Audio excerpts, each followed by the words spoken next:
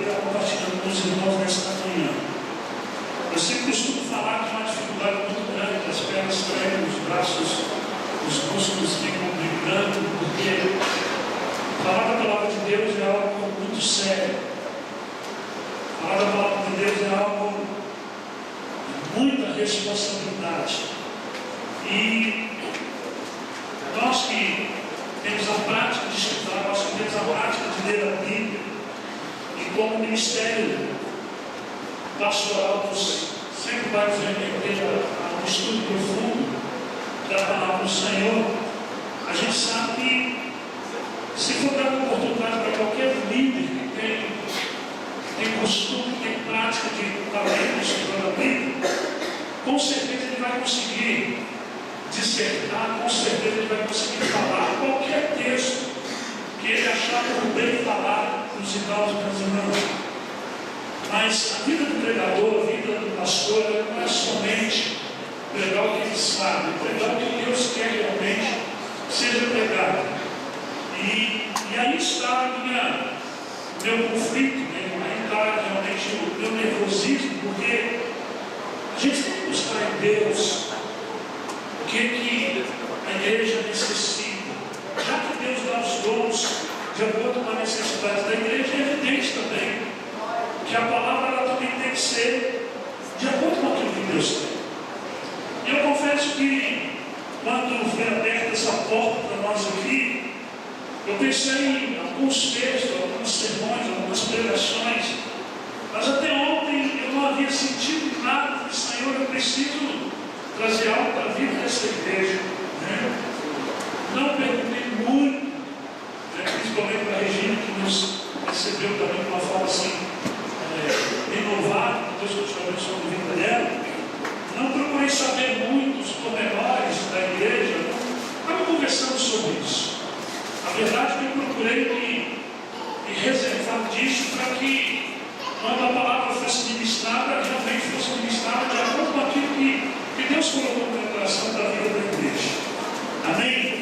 E ontem, quando eu estava lendo esse texto, o meu coração ele ferveu, o meu coração ele aqueceu, o meu coração enquanto eles foram para a Batista lá dentro de visita ontem na igreja, eu fiquei aqui descansando um pouco, nós viajamos a noite toda, e eu comecei a pedir ao Senhor isso no meu coração, o que eu posso compartilhar com o povo de Deus na manhã de domingo.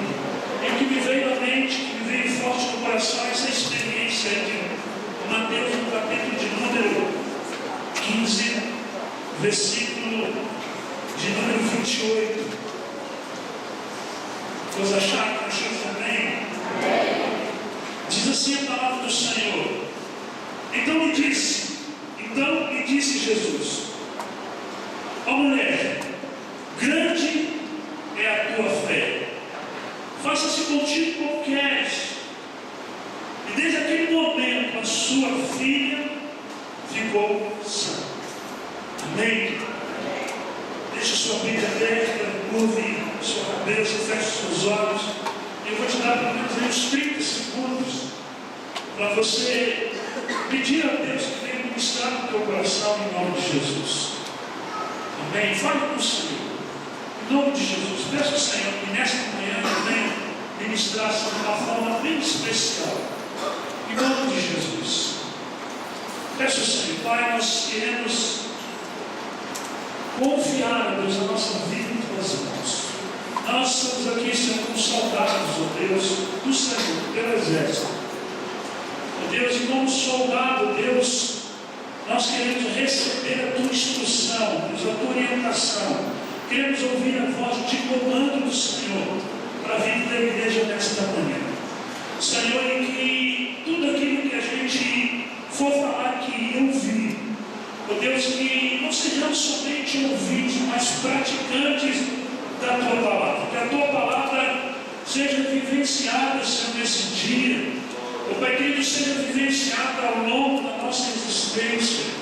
Ó Deus, e que ela venha realizar tudo aquilo, Senhor, que é necessário realizar, Senhor. Toda a vida deste irmão, toda a vida desta irmã, Deus traga cativa, Deus, traga prisioneira agora, aprisionada, ó Deus, traga, ó Pai, acorrentada, ó Deus, totalmente presente aqui neste lugar, ó Deus. Ó Deus, e que a tua palavra, Senhor, Pai querido, venha de uma forma tremenda, Senhor, sacudir as nossas estruturas, abalar, Senhor, todos os nossos alicerces, ó Deus. Ó Deus, e quando abalar os nossos alicerces, ó Deus, aquilo que, ó Pai querido, há necessidade de cair, venha cair em nome de Jesus. Ó Deus, e aquilo que há necessidade de se manter em pé, ó Deus, venha manter em pé em nome de Jesus. Ó Deus, nós queremos também pedir a Ti que aquilo que cair, Senhor, em nós, ó Deus, o Senhor esteja, Pai, restaurando, ó Deus, usando os materiais próprios, ó Deus, para que na próxima sacudida, Senhor, no próximo abalo, ó Deus, nada em nós venha cair a não ser o pecado, Senhor. É no nome de Jesus que nós oramos e te agradecemos. Amém. Glória a Deus. Aleluia. Queridos, eu quando estava meditando nesse texto, eu fui levado para vários caminhos desse texto. Um texto interessante, é um texto onde conta a experiência da mulher cananeia, ou da mulher sírio-fenícia, que diante de uma dificuldade, diante de uma turbulência que ela estava vivendo, ela vai encontrar com Jesus, e quando ela encontra com Jesus, ela vai externar para Jesus toda a problemática, todo o problema que ela estava vivenciando naquele tempo, naquela hora. E diz a palavra do Senhor que ela vai ter com Jesus, os discípulos, eles aconselham Jesus a não atender de forma pronta ao pedido dessa mulher. Pelo contrário, os discípulos estavam dizendo que era necessário que Jesus despedisse essa mulher, porque o que eu entendo parece que Jesus estava se retirando, A Bíblia diz que ele se retirou para as partes de Tiro e Sidom. Me leva a entender que ele queria ter um momento de descanso, que ele queria ter um momento, de repente, quem sabe, de um tour, de um turismo, onde ele poderia promover um certo descanso para a sua alma, um certo descanso para o seu corpo. Mas a Bíblia diz que essa mulher, ela insiste, e quando ela insiste, Jesus ainda vai colocar resistência ao pedido dela, porque ela vai expressar o que estava acontecendo com ela. E Jesus, então, ele vai dizer para os discípulos: olha, vem para casa de Israel, para os perdidos de Israel. E não é bom que os cachorrinhos, que os cães comam do pão que é destinado para o filho, que é destinado para a família. E ela, ao mesmo tempo, querido, de uma forma resistente, ela vai dizer assim: mas Senhor, é bem verdade que não pode, o pão não pode ser tirado dos filhos para dar aos cães, aos cachorrinhos, mas também esses cachorrinhos fazem parte do cenário doméstico, fazem parte do cenário da família, e as migalhas que caem da mesa do Senhor, esses cães aproveitam. Então, quando ela disse isso, Jesus vai dizer assim para ela: olha, mulher, grande é a tua fé, grande é a tua fé. E aí então eu parei nessa expressão: grande é a tua fé. É interessante que o advérbio grande significa um advérbio de tamanho, ou até mesmo de quantidade. E Jesus, quando externa para ela: grande é a tua fé, me veio uma preocupação, me veio assim, um momento de refletir: mas o que seria uma fé grande? Se o próprio Jesus certa vez disse que aquele que tiver a fé do tamanho do grão de uma mostarda, de lá para esse monte, passa daqui, para ali, assim vai ser feito. E agora Jesus vai dizer que a fé desta mulher é grande. E aí então, querido, me vem a mente: o que dentro dessa embalagem chamada fé, o que é o conteúdo para tornar essa fé grande? E aí, querido, eu quero compartilhar com vocês alguns pontos que realmente Deus tocou e mexeu no meu coração. E o primeiro ponto, querido, se você tiver a oportunidade de anotar, já que escola dominical é culto de aprendizado, é culto de ensino, não que a gente saiba mais, mas que a gente procura estudar um pouco mais, é importante que você anote nessa experiência, querido, nessa história. Primeira coisa que me veio ao coração, que me chama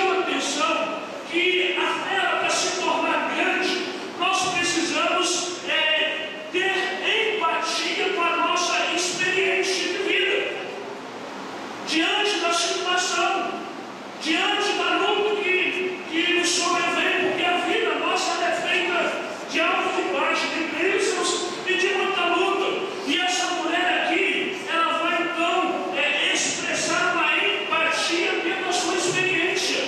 Pastor, mas o que significa isso? Significa que essa mulher, quando ela se aproxima de Jesus, no versículo 22, ela vai dizer assim: Senhor, filho de Davi, tem compaixão de mim, porque a minha filha está horrivelmente endemoniada.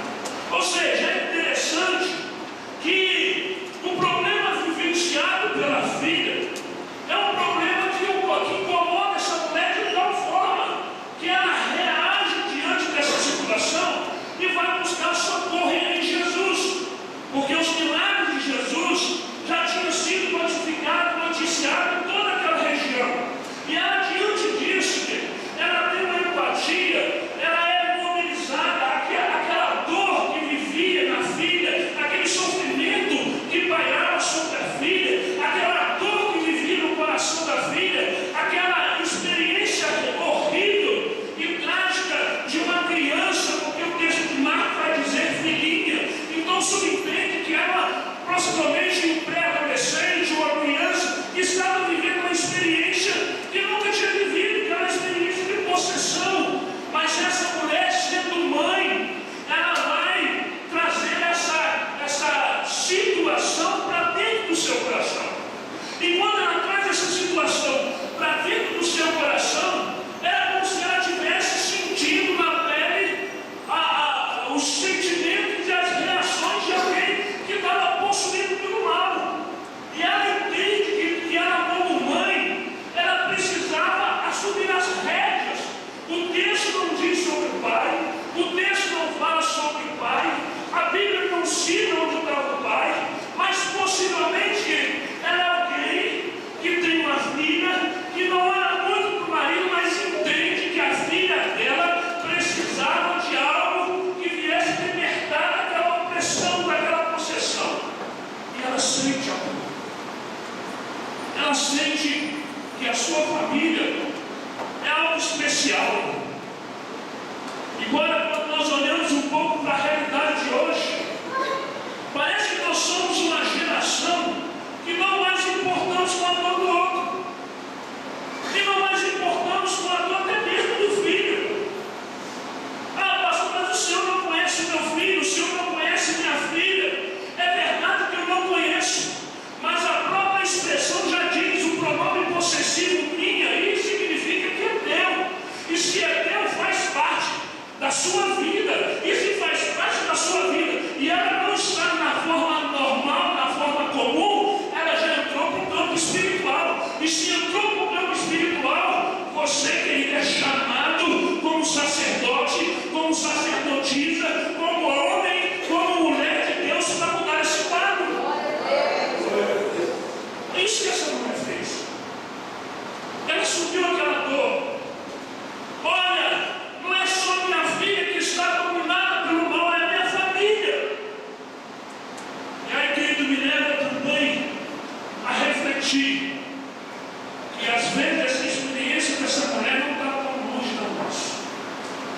E nós precisamos entender que a dor do nosso pai é nossa, que a dor da nossa mãe é nossa, que a dor dos nossos filhos são nossos.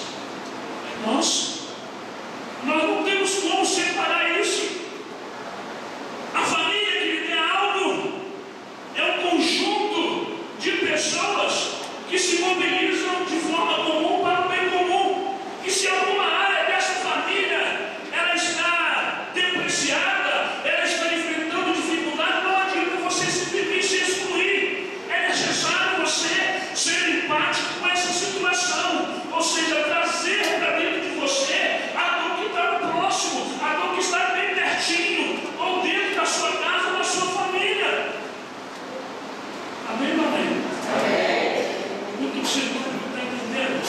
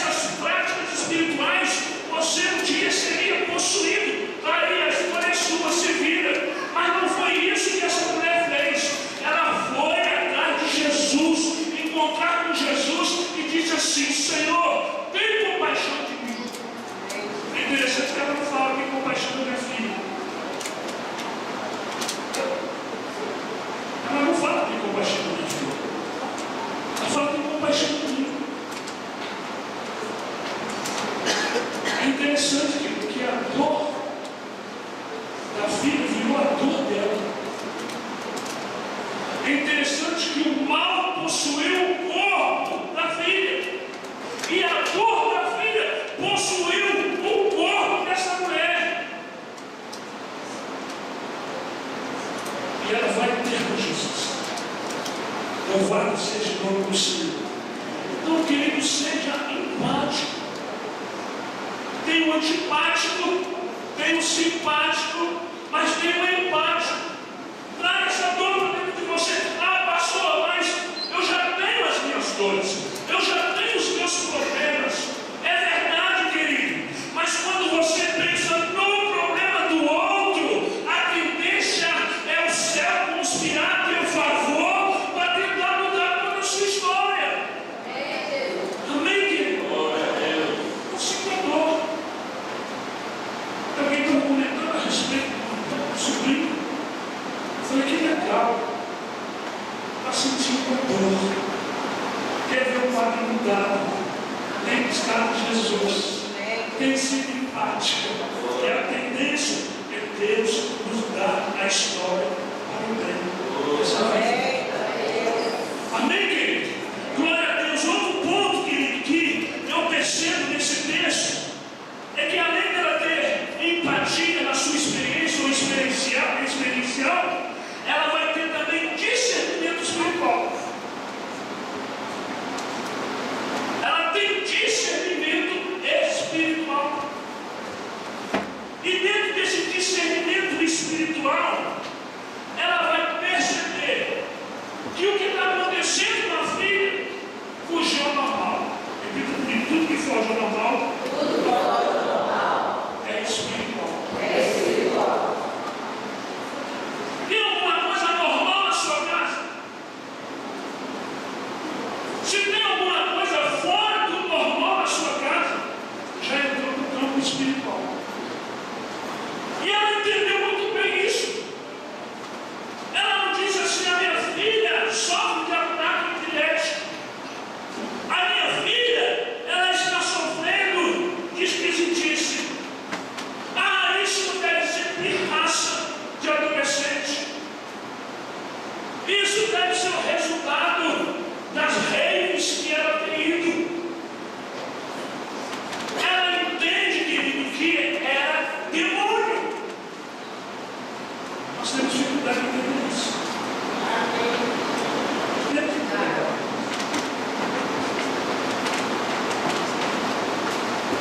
Ela entende que tudo é demônio.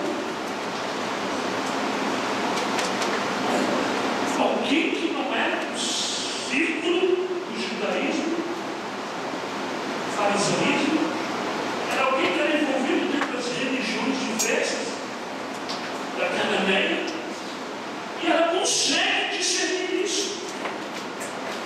Esse dia eu vivenciei uma experiência na igreja. O grupo se levantou contra mim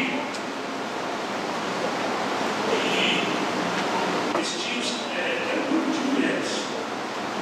Eles tinham criado um grupo de WhatsApp, é isso? WhatsApp. E essa conversa, eles queriam saber se veio parar na minha mão. Quando ela veio parar na minha mão, eu comecei a discernir. Lá estava detonando a minha figura e a figura da minha esposa. O casal muito bonito do meu coaching.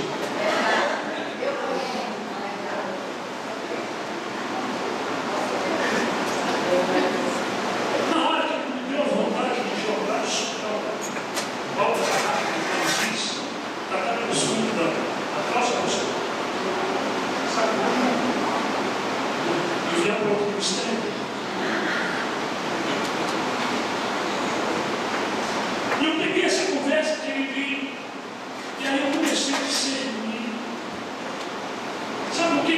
Que na verdade, eu não comecei a ter raiva das pessoas que estavam comigo.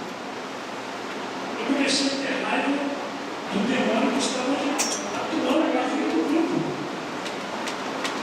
E eu reuni 3 dessas pessoas, ele e minha esposa começou de uma forma diplomática.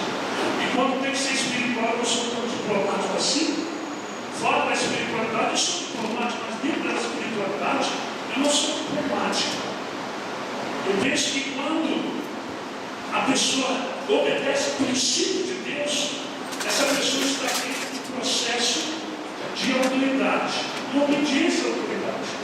Fugiu disso, já está no processo de rebeldia. E aí, que tudo aquilo que foge ao princípio de autoridade, você tem que usar o poder. E aí usa o poder. Eu disse para o público: olha, ontem a atitude de vocês foi uma atitude diabólica. Por dois motivos. Isso porque os dois motivos. Eu tive que ser membro espiritual de um sonho de Deus havia me dado há 2 anos e meio atrás. Continuo amando as pessoas, mas continuo também odiando o diabo. Discernimento espiritual. Querido, em nome de Jesus, para essa geração, o que nós precisamos é discernimento de espírito, discernimento espiritual. E quando também, querido, eu olho para o texto, não somente discernimento espiritual, mas essa mulher, ela tem discernimento situacional. Ela sabe a situação. E quando ela vai externar para Jesus, ela vai falar assim: olha, Jesus, eu acho que a minha filha está mais ou menos endemoniada. Ela está vivendo um distúrbio psíquico. Ela está vivendo um distúrbio emocional. Não, ela vai dizer assim: ela está horrivelmente endemoniada. O negócio está feio. E vem a imagem aqui do filho do exorcista. Possivelmente essa menina andava até telhado. Porque quando alguém está horrivelmente endemoniado, é algo que, se você não tiver noção, tu corre. A gente corre. Então, vem com o senhor do seu lado, em nome de Jesus, diga assim: tenha discernimento espiritual. Recebe a situação. Em nome de Jesus, receba a situação. Amém? Foi o que teve com Jesus quando Pedro disse assim: tu és o Cristo, filho do Deus vivo. E logo após Jesus fala assim: olha, mas eu vou morrer, eu vou passar por isso. E de repente Pedro fala assim: mas isso não vai te acontecer. Aí Jesus tem discernimento espiritual. Vai falar assim para Pedro: para trás de mim, Pedro. Foi isso que disse? Para trás de mim, Satanás. Para você voltar para você do mundo. Para trás de mim, Satanás. Discernimento espiritual. Discernimento, querido, espiritual. E olhar a situação, o contexto, em nome de Jesus. Amém? Próximo ponto. Maturidade, querido, existencial. A maturidade que essa mulher tem. A fé dela, a fé que ela teve, fez entender que a expectativa, ela está no centro do processo do milagre. A espera ativa, querido, daquela espera que ela cria expectativa de que algo vai melhorar. Mas nós vivenciamos, querido, uma situação no dia de hoje. Eu falei para a igreja, gente,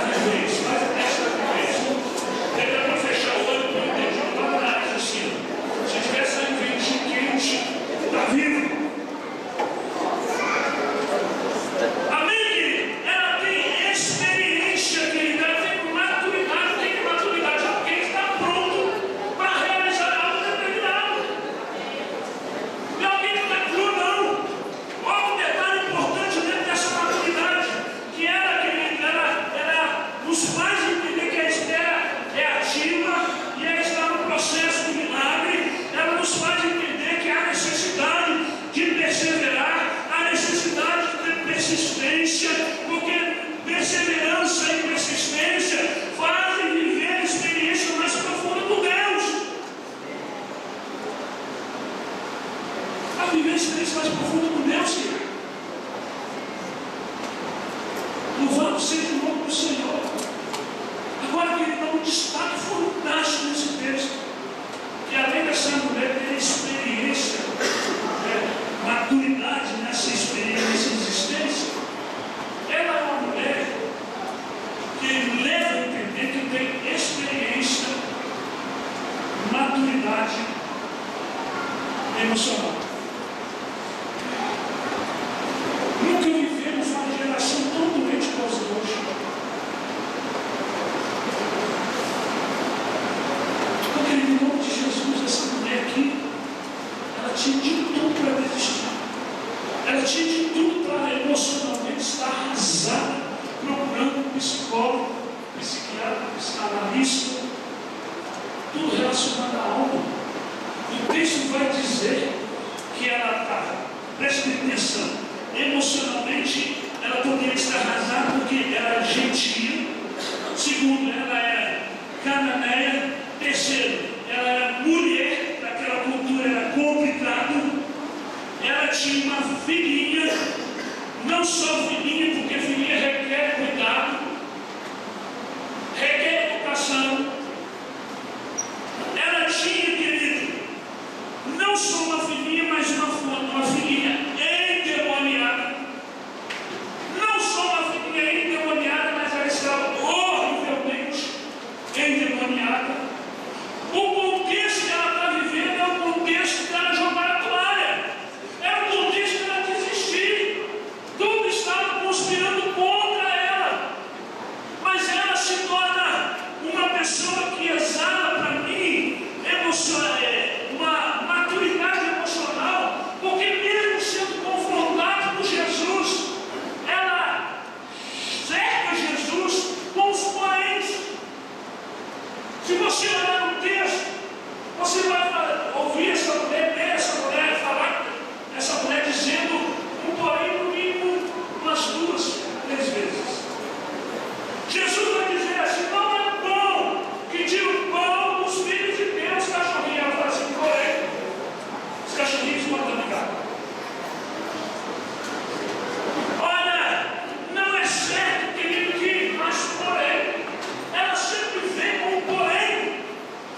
Eu costumo dizer na igreja que essa conjunção ordenativa, adversativa, chamada porém, me encanta.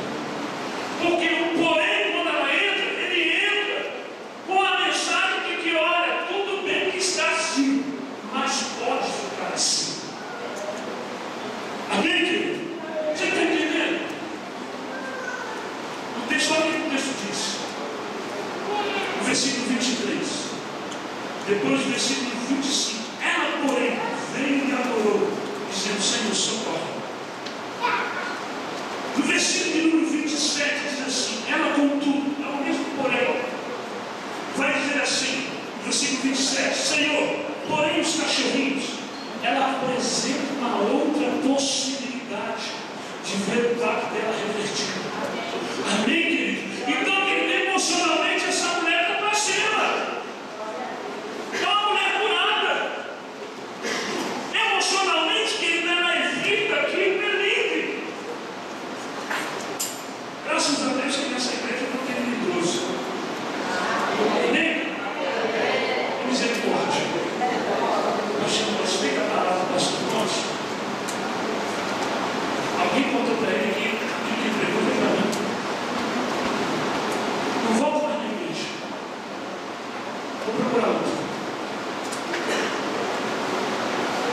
Preste atenção. Onde ele está fora do foco, está fora do processo do milagre. Em nome de Jesus.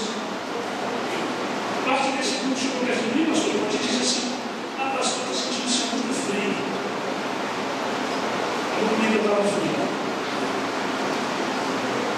Além do calor que tem ali no rodinho. Outra coisa, eu não tenho visto o senhor usar roupa de pastor. Eu tenho um texto dela. No sentido figurado, viu? No sentido figurado. Irmã,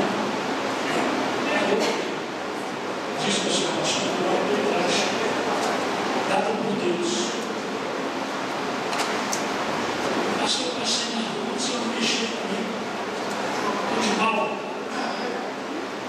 Por que tu mexeu comigo, irmão? Aí fiquei sem graça. Falei assim, irmão, nem vi. O menino tem que estar fora, que nós precisamos amanhecer com Jesus. Amém? Às vezes o menino nos leva a uma situação de dinheiro, revolta, quer revoltar contra tudo, contra todo. Em nome de Jesus. Jesus está voltando, nós somos perto da vida de Jesus. Não tem lugar para melindre, não tem lugar para melindroso, querido. Em nome de Jesus, amadurece em nome de Jesus. Você às vezes está verde, você precisa amadurecer e se manter maduro, porque se for demais também apodrece. Irmão, do outro da igreja, só o sangue do cordeiro. Por isso ele está contra o serviço. Amém, querido? E por último, ela tem uma fé vivência. Ela vive isso. Em nome de Jesus. Amém? Ela vive isso. Ela tem convicção. Ela partiu encontrar com Jesus com uma fé viva. Pastor, e o que é uma fé viva? A fé viva é aquela fé que nos leva a clamar. Quando nós clamamos, Jesus, filho de Davi, nós estamos externando a nossa fragilidade. Quando nós entramos no processo de adoração que é próximo de Jesus, nós estamos então dentro do processo onde Jesus vai revelar para nós, nós vamos demonstrar que Ele é forte para mudar qualquer situação. Amém? Em nome de Jesus. E quando eu clamo, eu expresso a minha fragilidade. Quando eu estou diante de Jesus, eu começo a notar o seu poderio. É o Senhor que tem o poder de mudar esse quadro, essa situação. Por isso que a mulher se prostra e começa a adorar Jesus, dizendo assim: estou morta